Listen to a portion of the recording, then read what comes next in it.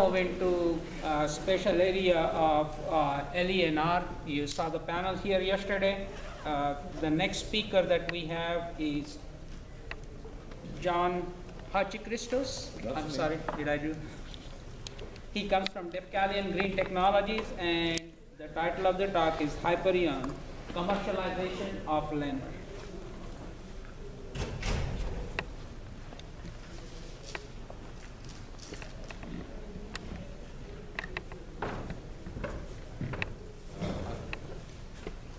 First of all, I would like to thank NI for the opportunity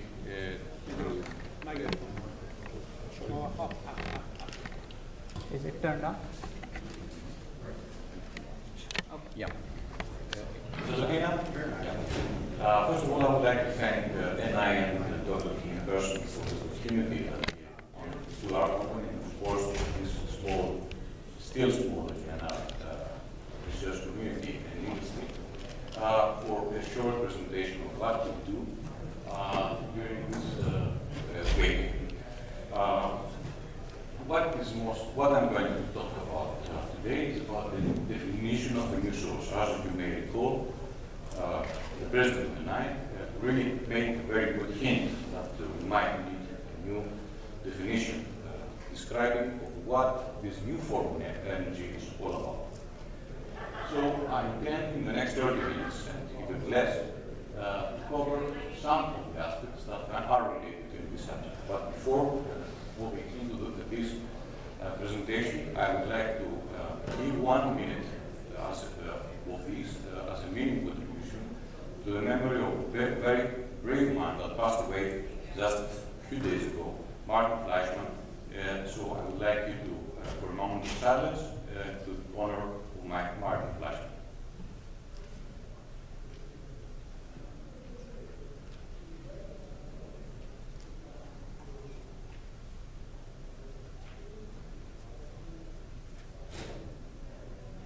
Thank you. So, as we have structured our presentation in a way to say to the people in a few simple words, what is LENR? Is there any reason for a new definition or a better definition? What this acronym stands for? And also, we will want to point out some very important evidence for this phenomenon related with LENR that really appeared in nature, or not even in nature, and they're well known, but no one ever paid a lot of attention to them. Then, we're going to present what is behind the scenes of our development of our LENR reactor that we have built. And so we will talk about our understanding of what's going on there. And of course, we are going to present the setup, some instrumentation and test protocols in use, and the results of lab prototypes tests that we performed in the last few months.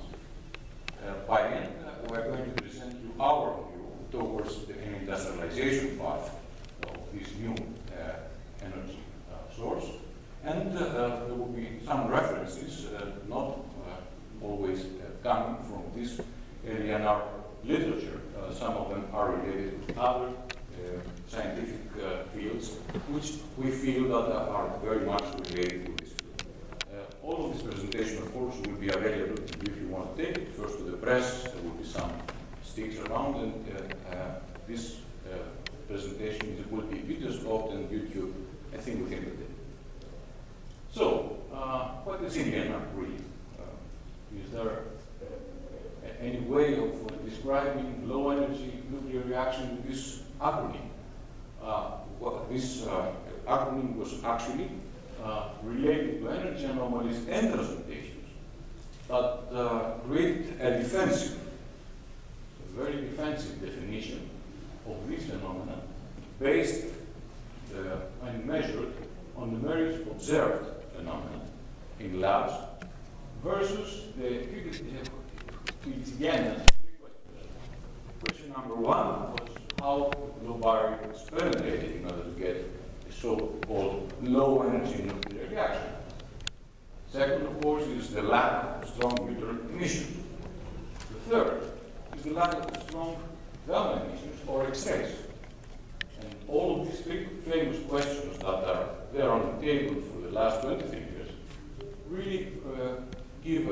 serious question. Are we talking about nuclear reactions? Are we talking about chemical reactions, something in between like nuclear stream? Or what? What is this phenomena which there is no doubt that exist or do care about? There's another fourth question. What defines low energy in this ANR definition? Why low energy? Well, all these terms were used, first of all, after cold fusion term invented by a newspaperman that spread around the world after Fleischmann and Bond's experiments in 1989. Even though some other terms are still ongoing, like condensed matter nuclear reactions, or lattice-assisted nuclear reactions, or chemically assisted nuclear reactions, or even lattice-enabled nuclear reactions, or recently ANR plus. Yesterday we heard another term about anomalous heat effect. Really, the very first one and the very last one really gave me just one idea and one image in my mind. Cold fusion has to do with Michael Douglas in Basic Instinct. The last one, anomalous heat effect, maybe gives me an image of Sharon Stone. So I don't think that all of these terms in use really say the truth about what's going on. And this is important for people to understand what is the importance of all these phenomena and experiments that took place and what will be practical results for their lives. These terms, of course, were used following experiments. Experiments like Fleischmann and Bond's in 1989 with electrochemical loading of neutrons into palladium, or gas loading of deuterium into palladium or nickel or other alloys, or nanoparticles, and coded nanoparticles, presented by Arata, Takahashi, Haken, Celani. We have some of these important gentlemen here in this session. Or gas loading of protons into nickel or other transition metals by Canteri for carbon and others. These reports for the last 23 years were followed by reports on anomalous heat production and transmutations. But also they were followed by skeptical critics that were based on pure results or pure methodologies or even measurements and instrumentation used. And of course, the lack of third-party reproduction of these experiments. This is actually where we stand for. As for the people, we haven't followed this evolution for the last 23 years.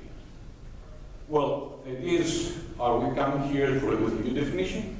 Actually, that's not our role. Defkalion Green Technologies is an industry and not a scientific or academic institution. So we don't have a role of providing new definitions or provide new theories or reject theories. On the other hand, we have it is our responsibility to support scientific knowledge in this area and actively support and engage in international scientific research. So we consider ourselves having a primary target, which is global penetration of this and the ambition for responsibility towards a strategy. Actually, it's a strategy, amazing, big strategy that needs to take away all the carbon applications and nuclear applications with a new energy form that is there. So within this strategy, we think that it will fit a new industrialization path and research and development effort. Well, why commercialization of LNR is feasible now? First of all, there is a huge and increasing demand for clean and safe base energy sources. Renewables like solar or winds are clean energies, but really we cannot rely on them for production. They are dependent on many conditions that we don't control. So they are not base energy. On the other hand, there are still already theoretical and experimental evidence, as it was discussed yesterday during the panel. And all needed knowledge, what we say here, all needed knowledge is there, but is not limited within the short literature provided and published by the LNR experts and group. We found very interesting and important literature, even though it isn't biased, all around the different areas, like astrophysics, or metallurgy, or volcanism, chemistry, of course, nuclear and plasma physics, nanoscience, and others. And if you gather all these puzzles into pieces, then you have the whole idea. Still, we think that commercialization now is feasible because there are new technologies available. Some of them are related with new materials, and others are related with IT and live automation, like NI boards available for our experiments and controls. And something important, now we know that nature can do LNR. And this is very important, because if nature can do, then engineering can do it. Actually, I'll give you a small hint that's not known by engineers. Engineering, translation into ancient Greek is mechaniki, which actually means cheating the nature for a purpose. So that's what we are doing here, gentlemen. We're cheating, or we're trying to cheat the nature for a purpose. So what gives us the reason to say that nature can do it, and why we can be inspired by nature. There is at least 4 areas of evidence phenomena related with LNR.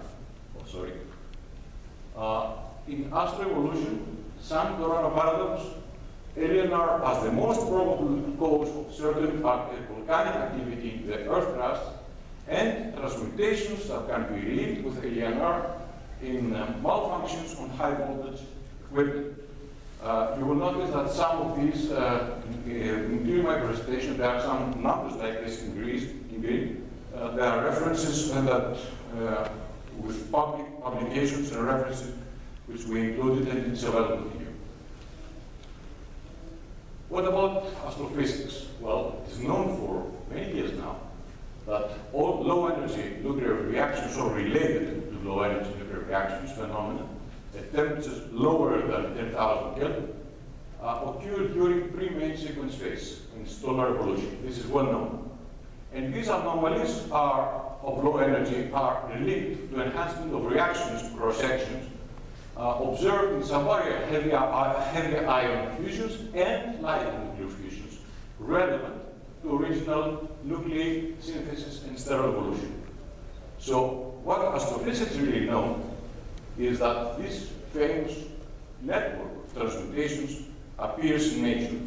And they say, well, the most boron we have in a star, the older the star is.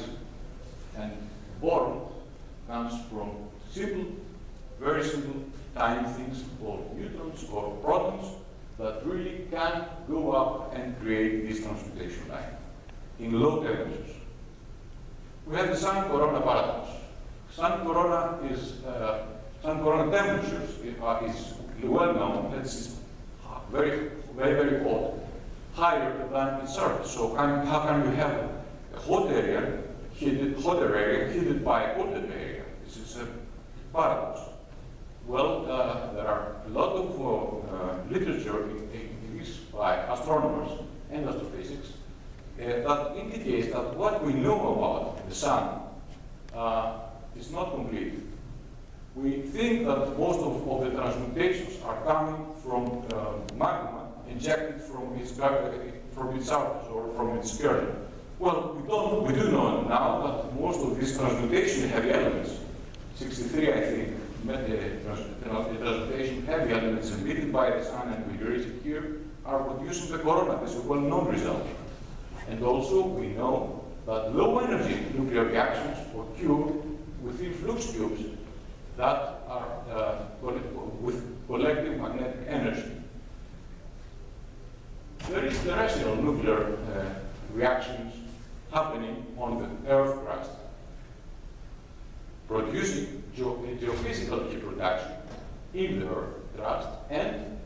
resulting volcanic explosions, putting all that mass of magma or mud coming from many kilometers from down to the earth to the surface and blowing down with extensive energy that no chemical reaction can do. So there must be something nuclear doing that. No gamma emissions, but compounds and agents in presence like potassium, fluorine, boron result to isotopic abundance changes as a result of interesting diffusion in metals or compounds during this activity. Volcans know all these things. Do we pay attention to them? Also, we don't pay attention to malfunctions.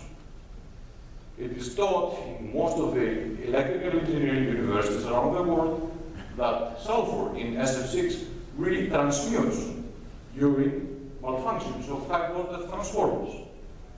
And for the last 3 years, there are a lot of congresses taking place, all facing this phenomenon as a malfunction, and not as an opportunity to search around in this transmutation and find out what's going on. No one paid attention to this, and it's well known. So, following that short introduction of the problem that we're facing, I'm going to give you now a small indication of what the Hyperion reactor that we built is about, behind the scenes. So this is the first time actually we present this to the public. Well, we consider that engineering LNR, like we did in the Hyperion reactor, faces 3 different problems. One is to face a geometrical problem, then a material problem, and secondly, and last but not least, a team building challenge. All these 3 have to be resolved in order to engineer LNR, and that's what we try to do. And were we successful on that? Well, let's try to find out what are the geometrical problems. What is the geometrical problem about the LNR production of a practical device? First of all, we have to deal with hydrogen. In our case, we are dealing with hydrogen. Very little unknown, really, about the structure of hydrogen. We all know that what we have in mind, like the planetary system of a proton with an electron on a spherical orbital around that, is not correct.